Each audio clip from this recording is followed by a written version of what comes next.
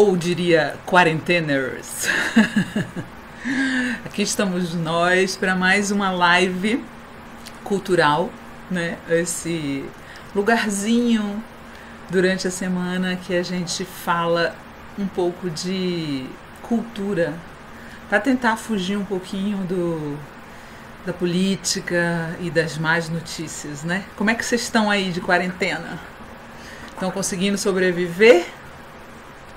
Eu tô aqui, para mim um alívio ter esse espacinho aqui para bater um papinho com vocês. Na semana passada nós falamos só de filmes e séries. Essa semana, pelo contrário, vamos falar de livros exclusivamente, tá? Eu separei aqui uns textinhos para ler para vocês e a gente tem essa primeira parte do bate-papo que é eu falando e lendo esses trechos, e na segunda parte, como sempre, nós temos um pergunta e resposta, um bate-papozinho entre mim e vocês, ou entre eu e vocês. Bom, tem uns livros que eu acho que acontece comigo e também acho que acontece com vocês, que são assim como um fetiche na minha vida, né? Alguns eu já tive outras vezes, outros eu fui atrás para conseguir. E nessa interface das artes plásticas com a literatura sempre me interessou muito, né? E semana passada eu falei sobre o filme do Van Gogh, sobre as cartas que o Van Gogh escrevia para o irmão dele, Theo, e tem um pintor que era um grande escritor, né? Quando eu estudei literatura espanhola e hispano-americana em Madrid, na Espanha, eu queria fazer a minha tese sobre ele, sobre a literatura dele. Mas, enfim, acabei abandonando o curso, não tive condições de permanecer lá. Mas acredito que eu tenha sido uma das primeiras pessoas a falar sobre a literatura de Salvador Dalí. Dalí escreveu vários livros, vários autobiográficos e um romance, Rostos Ocultos. E ele dizia que tem pintores mudos como Miró e tem pintores que escrevem como ele, né? Ele realmente escrevia bastante. Tem um livro dele, tem 2 livros dele que eu sou apaixonada, mas eu nunca pude ter comigo na época que eu morei lá, não tinha editado, né? Só nas bibliotecas.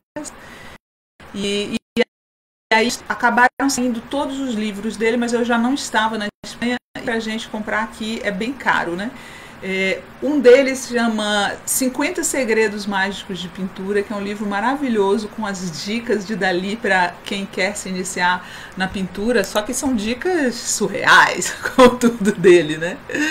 E o outro livro é A Vida Secreta de Salvador Dalí. Se vocês tiverem a oportunidade de ler esse livro, é uma das coisas mais interessantes, enriquecedoras e, sobretudo, engraçadas que eu já li, porque Dalí era engraçado, né? Ele tinha um jeito engraçado. E aí eu tenho um livro dele aqui, autobiográfico, que já mas depois desse A Vida Secreta, se chama As Confissões Inconfessáveis de Salvador Dalí. Estão vendo? Comprei num sebo. E aí eu separei um trechinho aqui só para fazer a diversão de vocês.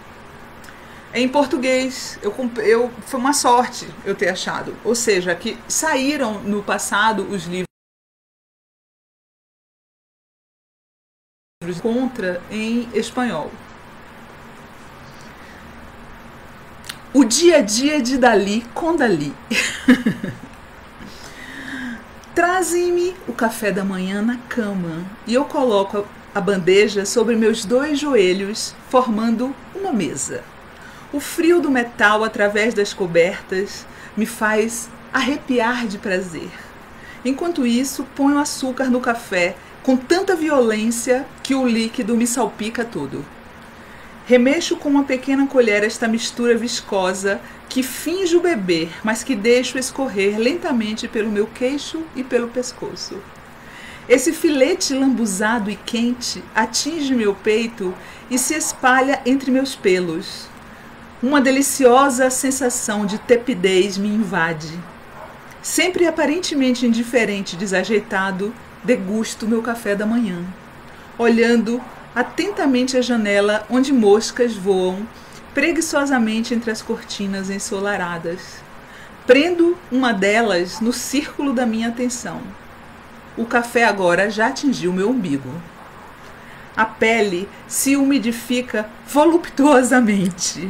Dir-se-ia que estou revestido de um líquido espermático diluído. Vocês veem, né? O cara viajava muito. Era apenas o café da manhã dele. E ele faz toda uma viagem a respeito do líquido escorrendo e tal. Toda a literatura do Dalí é assim, com esse toque de humor, sensualidade, meio virginal, né? Porque existe gente que diz que ele, na verdade, nunca teve relações sexuais. Com o dedo distraído, toco na minha camisa de pijama que se cola agora à minha pele. Os vestígios do café aparecem então através do tecido, onde aderiram aos meus pelos. Coloco minha xícara no pires e, brincando com o indicador, componho uma camisa listrada, cada impacto formando um ponto negro de café. Uma mosca, depois duas, voam próximo a mim, atraídas pelo aroma e pelo açúcar. Suas asas pequenas, cheias de membranas, rápidas e delicadas, brilham na luz e se revestem das cores do arco-íris. Uma bate as asas, a outra plana. Um ligeiro zumbido de prazer treme o ar próximo às minhas orelhas. Elas são, todas as duas, mensageiras do verão e das lembranças da infância. Confissões Inconfessáveis de Salvador Dalí. Eu acho que o que mais me atrai na literatura dele é justamente que está tudo sempre ligado às lembranças de infância e muita invenção, né? Porque você não sabe nunca o que é invenção e o que é verdade. E eu acho que nesse momento que a gente está na quarentena, não sei se está acontecendo com vocês, mas eu tenho sentido muita vontade de rever coisas que eu gostava muito e que eu tinha até esquecido. Acho que a correria do dia a dia acaba deixando a gente meio esquecido das coisas que a gente gosta de verdade, né, não? Então eu tô mergulhando de volta em alguns livros que eram esses fetiches que eu estava falando para vocês. E essa ligação do Dalí, dos surrealistas, né, que sempre me interessou muito, eu até penso em fazer um dia um curso online, oferecer um curso online só sobre surrealismo e marxismo, né? Mais stalinismo, porque os surrealistas a um determinado ponto aderiram ao stalinismo, e aí com isso algumas pessoas, como o próprio Dalí, saltaram fora, não aceitaram. Aí mais para frente, quando foi revelado as coisas que Stalin fazia na União Soviética, sei que parte da esquerda não acredita, eu sou dos que acreditam, todo mundo saiu. Mas no começo o Dalí foi muito prejudicado pela censura que os surrealistas queriam impor a ele por conta da política, né? Eu acho que política e arte não é muito uma boa combinação na criação, tá? Não estou te falando de opinião, não. Eu acho que todo artista tem que ter sua opinião política, mas a criação artística misturada com engajamento nem sempre resulta numa produção de fato bacana. E aí Dalí e Buñuel, que é outro ídolo meu, eles eram grandes amigos. Dalí, Buñuel e Lorca, Federico Garcia Lorca. Parece que Lorca era um pouco apaixonado pelo Dalí. Eles eram praticamente adolescentes quando se conheceram em Madrid, né? Na mesma escola, estudando na mesma escola. E aí chega uma hora que Dalí conhece Gala e aí rompe para sempre com Buñuel. Buñuel desconfia que foi porque ele fez um comentário inapropriado sobre Gala na praia e tal. Ela estava saindo da água e ele fez algum comentário que o Dalí não gostou. E aí o fato é que Dalí tomou horror de Buñuel, nunca mais quis encontrar com ele. É bem triste porque no livro que eu vou mostrar para vocês a seguir, que é um dos meus favoritos na vida, que é Meu Último Suspiro, de Luiz Buñuel, ele fala que um dos últimos desejos dele na vida era tomar uma copa de vinho com Dalí. E aí Dalí fala pra ele assim: ah, eu também, só que eu não bebo mais. É tão cruel, me fez chorar quando eu li.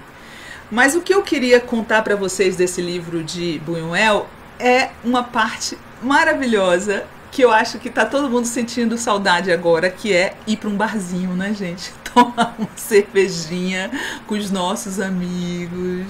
E que é a coisa que eu acho que tá todo mundo mais sentindo falta, poder ir num botequinho e tomar uma cervejinha, né?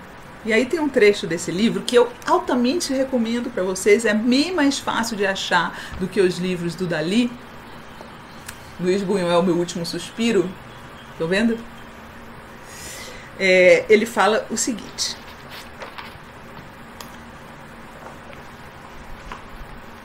é no capítulo Os Prazeres Terrenos. Passei horas deliciosas nos bares. O bar, para mim, é um local de meditação e de recolhimento, sem o qual a vida é inconcebível.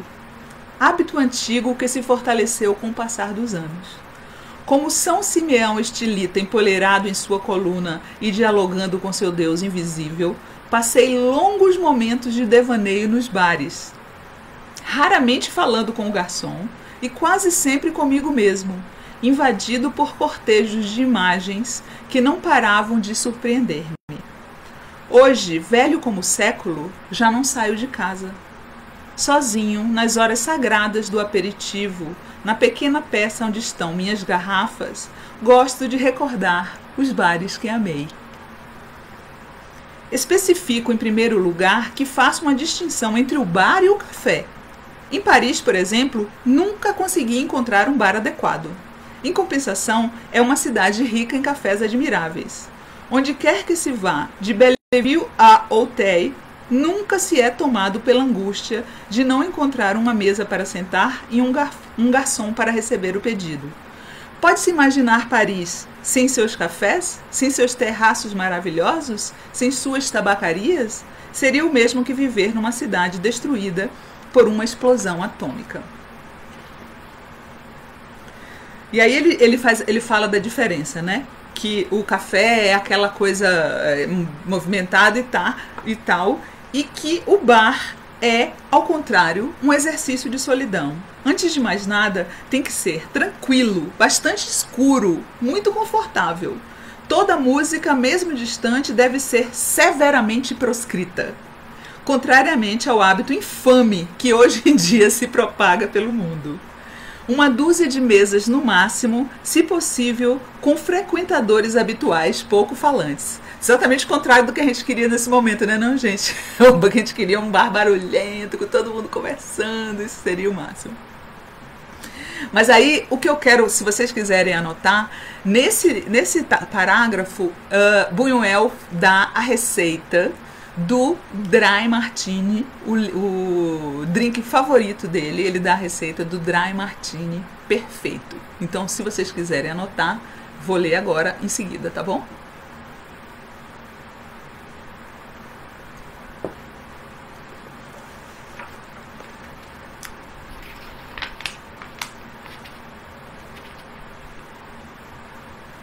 Num bar, para provocar e entreter um devaneio, é preciso gin inglês.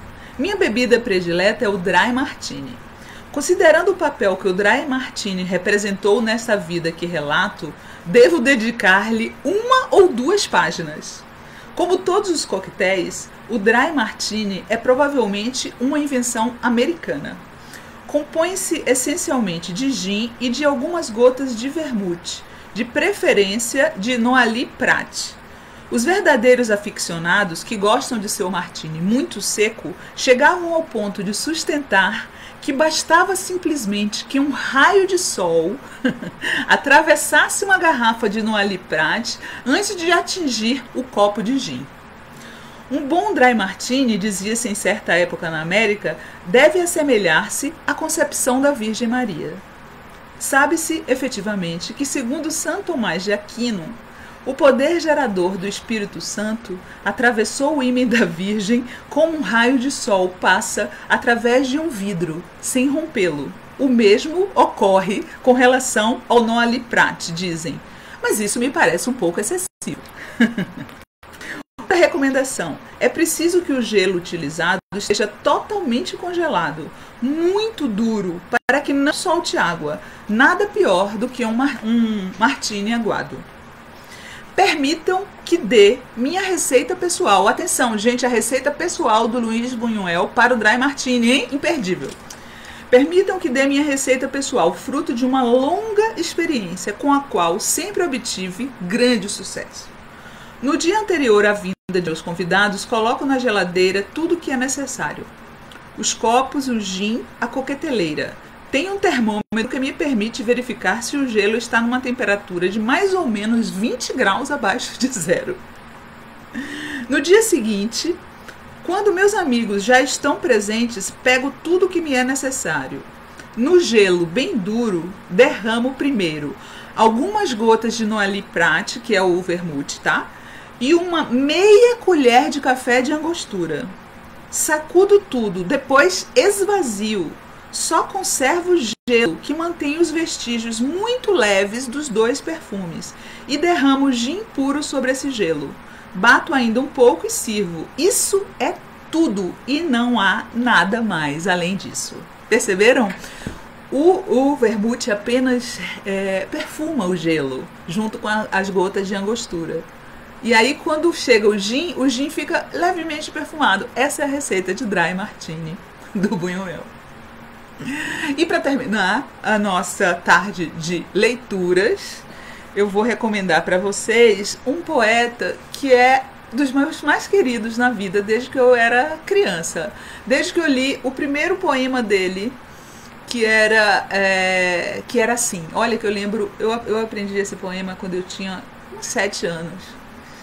Que se chama Irene, que era assim: Irene preta, Irene boa, Irene sempre de bom humor.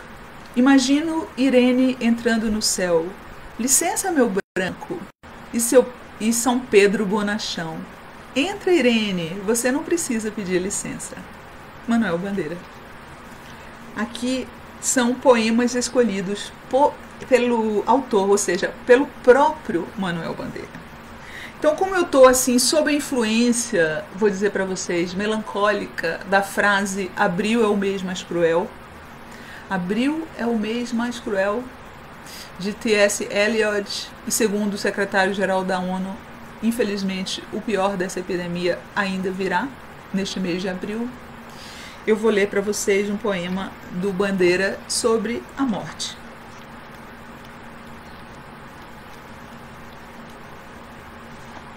Se chama Consoada. Vocês sabem que o Bandeira tem uma história muito incrível, né? Ele tinha tuberculose e passou a vida inteira achando que ia morrer. E não morreu, ele morreu velhinho. Mas essa presença da morte, apesar dele ser um cara também super bem-humorado, todas as pessoas que eu falei para você hoje têm esse toque de humor. Bandeira era solitário, né? Não conseguiu, não teve mulheres, tinha só amores platônicos, porque ele tinha essa sombra da morte acompanhando ele a vida inteira. E esse poema diz assim: Consoada. Deixa eu beber uma aguinha.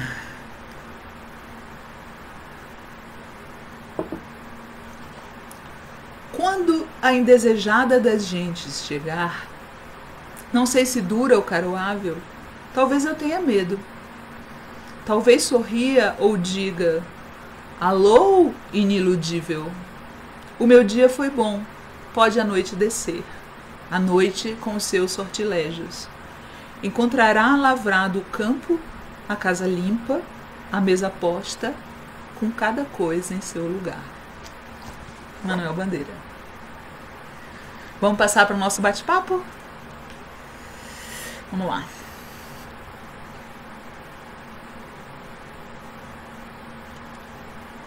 Milene Fernandes diz: ler é uma forma de liberdade que eu amo tanto, mais ainda agora. Não é, Milene? Hoje,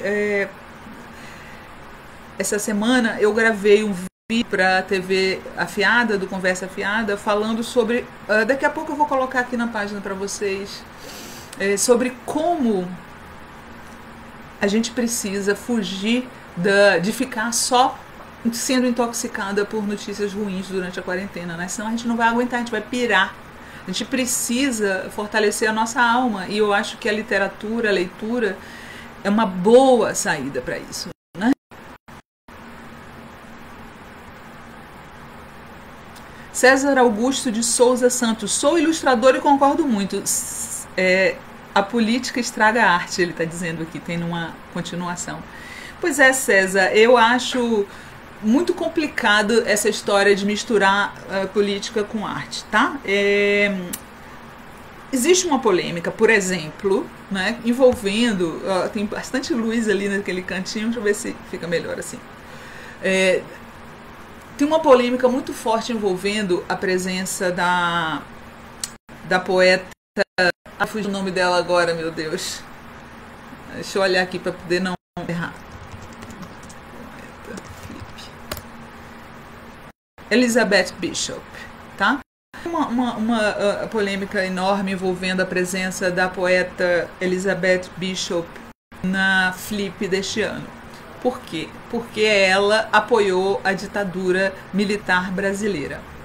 Vejam só, eu acho complicado ficar censurando autores por conta das suas posições políticas, porque agora é ela que é a favor da ditadura, era a favor da ditadura, certo? Daqui a pouco é a gente que era contra a ditadura. Se a gente começar a fazer esse recorte de que a gente só pode aceitar autores, pintores que pensam igual a gente, fica muito complicado isso. Por exemplo, Graciliano Ramos era comunista. Então, se um dia a Flip for homenagear o Graciliano Ramos, não vai poder, porque vai ter gente anticomunista que vai dizer que ele é comunista. Sacaram? Não pode homenagear Nelson Rodrigues, porque Nelson Rodrigues era a favor da ditadura. Aí a gente também não vai poder homenagear Chico Buarque, porque Chico Buarque era contra a ditadura. Vocês entendem o perigo desse tipo de raciocínio? Para mim, arte é arte. Dá para separar muito bem as coisas. Se uma pessoa tem um valor como artista, eu acho que dá para separar as posições políticas mesmo. Um grande exemplo, o maior exemplo de todos, é o enorme, incrível escritor Jorge Luiz Borges, o argentino, que foi a favor da ditadura militar. E aí a gente vai esquecer Borges? A gente vai deixar? Não dá. Uma coisa é a criação literária dele. Bom, mas recentemente, Mário Vargas Llosa, o cara de direita. Aí, se a Flip resolver homenagear o Vargas Llosa, não pode? Sabe, eu acho que existem outras questões muito mais sérios a se fazer a respeito da Flip. Eu, por exemplo, acho que é uma feira excessivamente elitista, que transforma o livro numa coisa assim para bem-nascidos. Isso sim eu acho problemático, e tem melhorado nos últimos anos, tá? Eles conseguiram convidar e inserir as pessoas da comunidade Paraty e tal. Mas, enfim, eu acho que essa é uma crítica que pode ser procedente. Eu, particularmente, gosto mais do modelo de Bienal, acho mais inclusivo, acho que mais gente vai lá conhecer o livro. A Flip é um evento pequeno para gente que já gosta de leitura, né? Então, nesse aspecto do elitismo, eu acho que vale a crítica. Agora, ficar patrulhando artistas por conta das suas opiniões políticas, eu acho complicado. Vamos lá, quem mais? Maíra Miranda, queria muito uma cervejinha contigo, ó, meu amor. Eu também, queria muito. Será que vão inventar uma máscara igual aquelas que tem nos memes, que a gente pode beber e se proteger ao mesmo tempo? Maria Rig Bezerra, nossa, tá todo mundo afim de ir no boteco. O que você acha? Menina, tá um calor aqui em Brasília. Se não tivesse isso, a gente já tava todo mundo na rua. É muito difícil. Mas, ó, enfim, dei a receita pra vocês do Dry Martini. Vocês tendo as coisas em casa, dá pra fazer, tá? Pode fazer com vermute mais barato. Também não precisa ser o vermute chique do Buñuel, certo? E também vale a pena também tomar uma cervejinha e tal. Acho que é mais difícil para quem tá sozinho em casa, né? Mas aí faz uma live com os amigos e toma cerveja. Não tem outro jeito. Por enquanto é o que temos. Elaine Scarlato, Meu Último Suspiro está disponível para download gratuito no Lê Livros. Olha que bacana, ótimo, maravilhoso. Ó, eu recomendo muito esse livro. Vocês não vão, não tem como deixar de gostar. Felipe Silva, nos últimos anos eu estava lendo muito material da faculdade, mas vou procurar ler esses dias. Pois é, Felipe, aproveita. Maria Rigue Bezerra, não posso imaginar Paris sem cafés, mas faz muita falta um boteco mesmo que lento. Pé sujo, né, Maria? Felipe Roberto Martins, conseguindo sobreviver na quarentena. Adoro as lives. Sinara, assisti o Poço, amei. Eu confesso pra você, Felipe, que eu tô com um pouco de medo de filmes muito densos, tá? Eu tô vendo bastante bobagem. Semana que vem a gente fala novamente dos livros, dos filmes e séries. Livros pra gente voltar sempre. Pedagogia do Oprimido, Paulo Freire. Pedagogia Socialista, Malila, da G.R. Abreu. Gramática da Manipulação, de Letícia Salorenzo. Aí, ó, a minha amiga Letícia está sendo citada aqui, que coisa linda. Contos completos, de Caio Fernando Abreu. E Educação de Alma Brasileira, vários autores.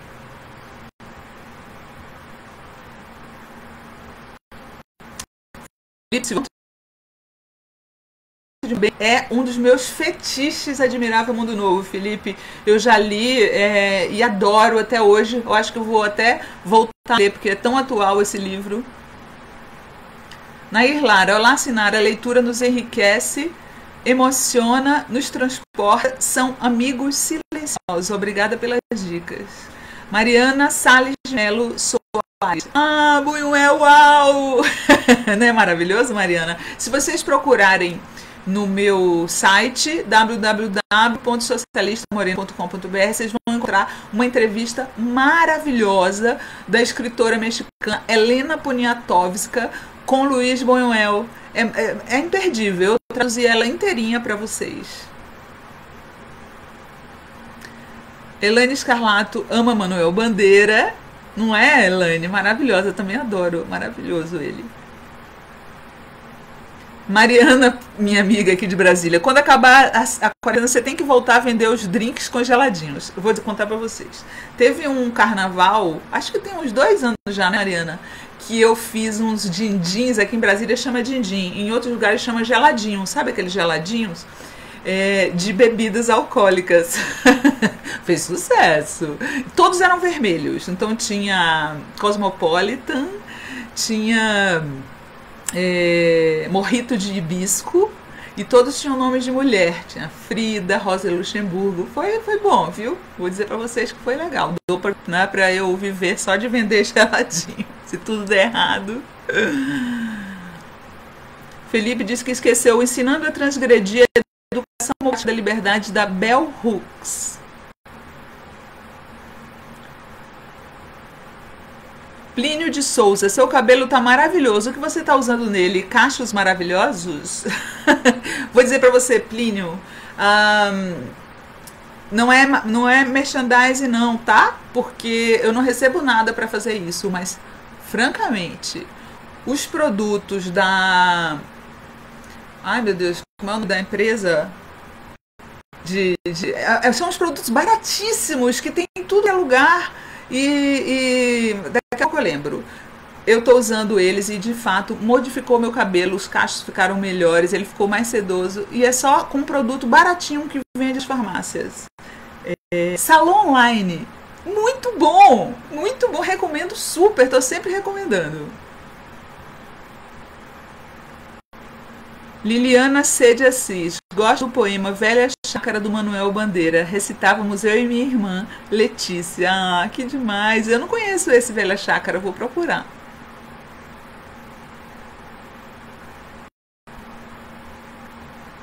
Mariana diz que não deixa de ouvir Caetano por ele ter batido muito no PT, muito antes de qualquer denúncia de corrupção. Pois é, Mariana, não dá pra gente... Vocês acreditam? Até hoje eu gosto do Lobão como músico, tá?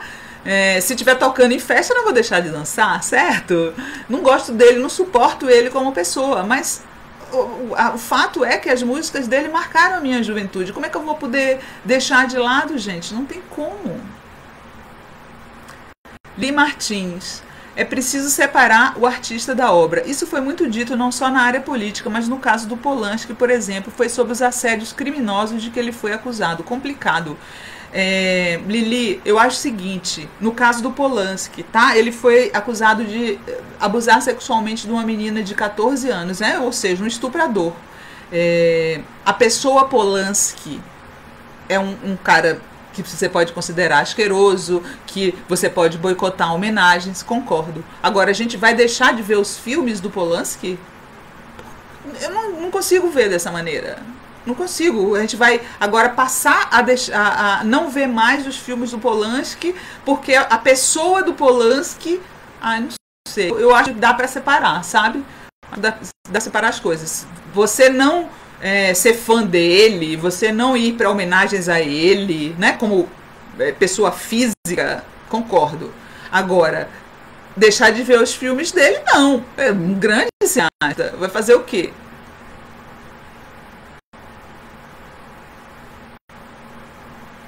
Felipe Silva, dica de filme bem leve. E aí, meu irmão, cadê você? Acho que é dos irmãos Coen, né, Felipe?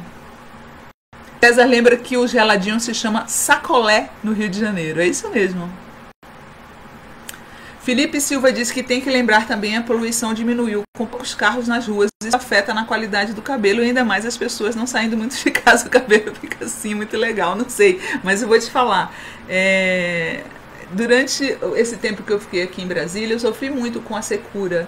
E eu nunca tinha conseguido achar produtos para que meu cabelo se adaptasse, estava sempre ressecado e quebrado. E esses produtos da Sala Online para cabelos cacheados, eu achei eles inigualáveis. E além de tudo, tem uma linha vegana para quem não quer. Ele não testa em animais, tá? Então eu tenho total segurança de falar aqui para vocês, mesmo não recebendo um centavo da Sala Online. Estou falando isso porque eu gosto mesmo dos produtos, porque está fazendo bem para o meu cabelo. E só tô falando porque vocês perguntaram, tá? Não tô me gabando, não. Mariana Salles de Melo Soares. Eu tava lendo Ia Maquila atrás do outro. Adoro, mas parei porque é muito denso e não tô dando conta. Helena Ferrante ainda dá, apesar de ser do sul da Itália, que ainda vai ser fortemente atacado pelo corona. Pois é, eu Mariana, fico assim pensando... Como as pessoas estão conseguindo, porque eu vi que no Netflix apareceram vários filmes, tipo Epidemia, sabe? Eu não sei como é que as pessoas estão dando conta de estar vivendo uma epidemia e assistindo filmes sobre epidemia. Eu não dou conta disso. Eu quero chegar no Netflix e ver coisas que me deixem relaxada, que me façam dar risada. Outro dia eu tenho visto alguns filmes bobos com meu filho pequeno, né? Assisti um filme chamado La Familia Rodríguez y el Más Allá, um filme espanhol para crianças que se passa na Terra e em outro planeta. Muito engraçado porque tem uma presidenta do outro planeta, é brasileira, ela uma hora fala em português, eu falei, uai, essa moça é brasileira, e era uma socialite do Rio, Antônia Freren, que é a filha da Carmen Veiga, que também é atriz e aparece no filme. E a gente deu muita risada. Outro filme que eu vi, que dei muita risada com ele, não sei se vocês gostam, mas eu sou fã do Will Ferrell. Aquele cara alto, o humorista que aparecia no Saturday Night Live há tempos atrás. E ele tem vários filmes que eu adoro. E ele tá em um que chama... Nossa, é ultra politicamente incorreto e super engraçado, que chama Ai, meu Deus, esqueci o nome agora. Deixa eu olhar aqui. Will Ferrell. Netflix. Acho que é um que ele tá na prisão, sabe? É o Durão. Lembrei aqui. O Durão. É muito engraçado, porque ele é um cara do mercado financeiro que é condenado à prisão. Só que ele é um coxinha. Ele não tem a menor ideia de como ele vai sobreviver na prisão. E ele, assim, tem um cara que lava o carro dele que é negro, e ele, de forma absurdamente racista, vira pro cara e fala assim: você tem cara de que já foi preso, então você podia me dar umas dicas de como sobreviver. O cara fala assim: por que você acha que ela foi preso? Que loucura da sua cabeça! E aí o filme vai com essa pegada. E é muito engraçado. Eu dei muita risada. Então, assim, eu tô vendo mais coisas leves. E tô nessa viagem de também mergulhar em coisas que eu tinha esquecido, principalmente ligadas à arte. Porque, de fato, a gente precisa fortalecer o nosso espírito nesse momento, né? Não adianta também a gente ficar fugindo do coronavírus e se intoxicando com notícia ruim. Eu fiquei pensando, a gente estava só Bolsonaro, Bolsonaro, Bolsonaro, Bolsonaro. Aí agora a gente está só coronavírus, coronavírus, coronavírus, coronavírus.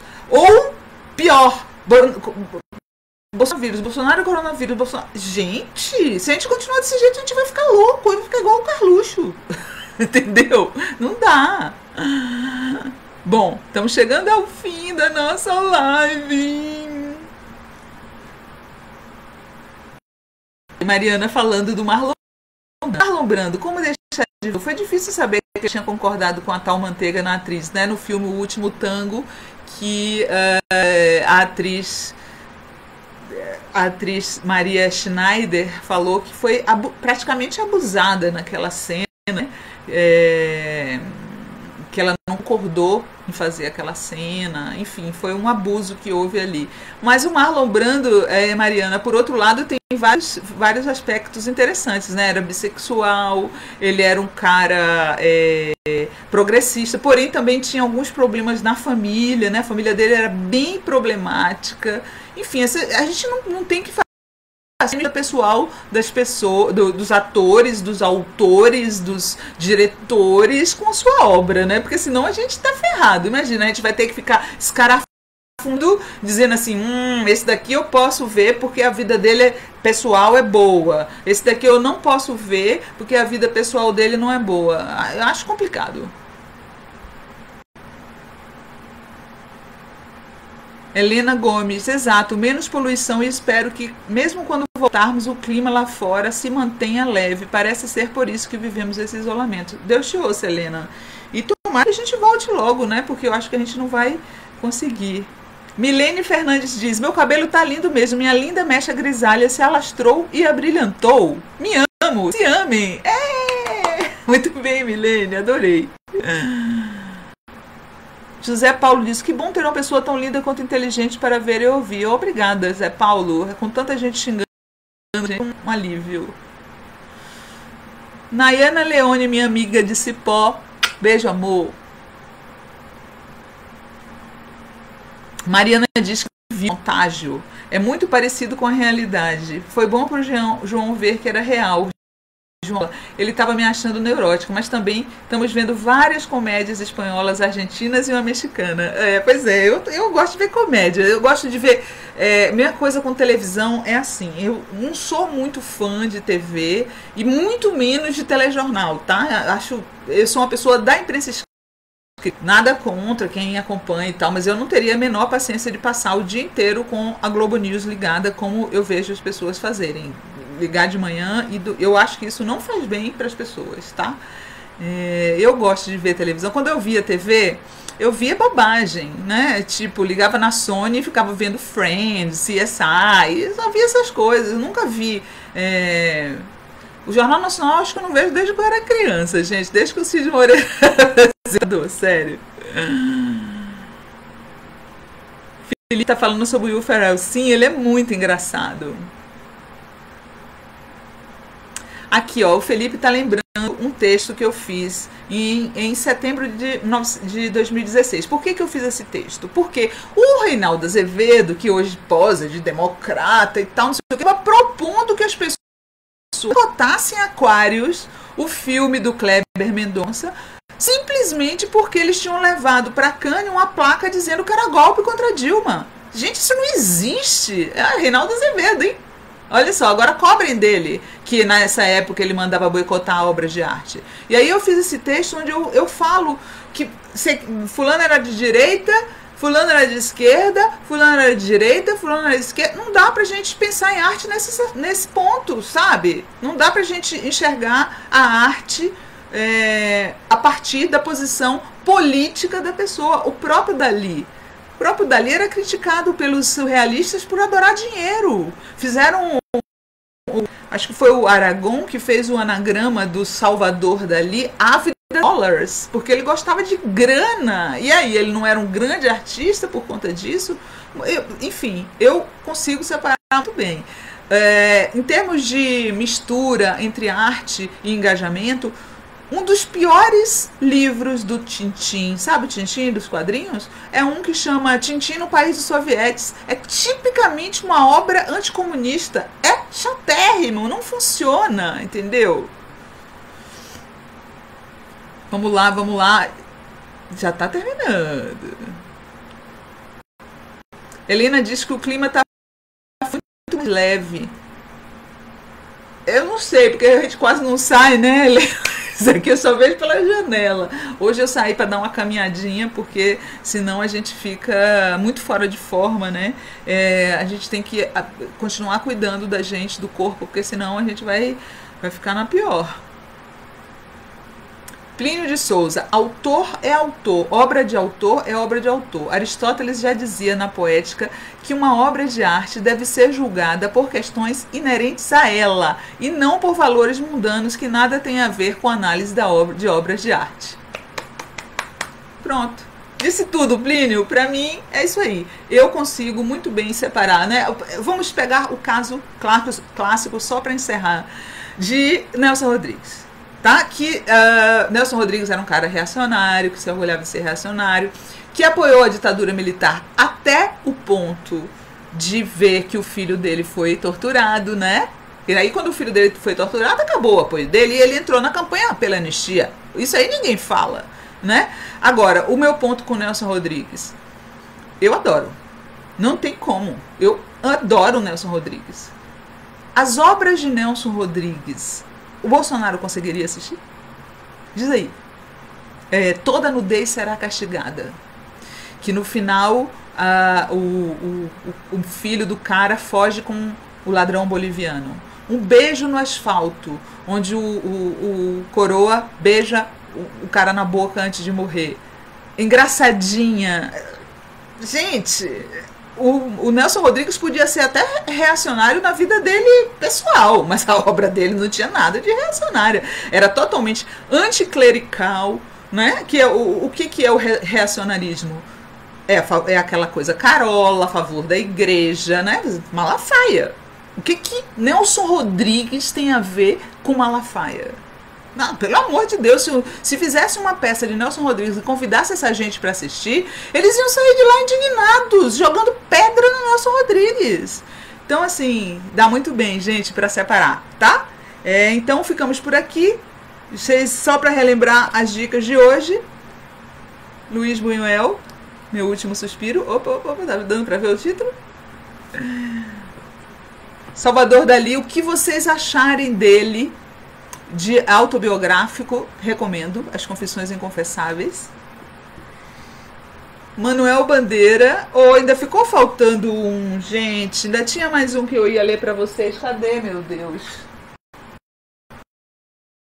Mana. Tá bom. Era o livro da Alice B. Tolkien. Semana que vem, sem falta, tá? A gente fala sobre ele. Beijão. Cuidem dos seus, cuidem da cabeça, cuidem do corpo, cuidem do coração e até semana que vem. Beijão.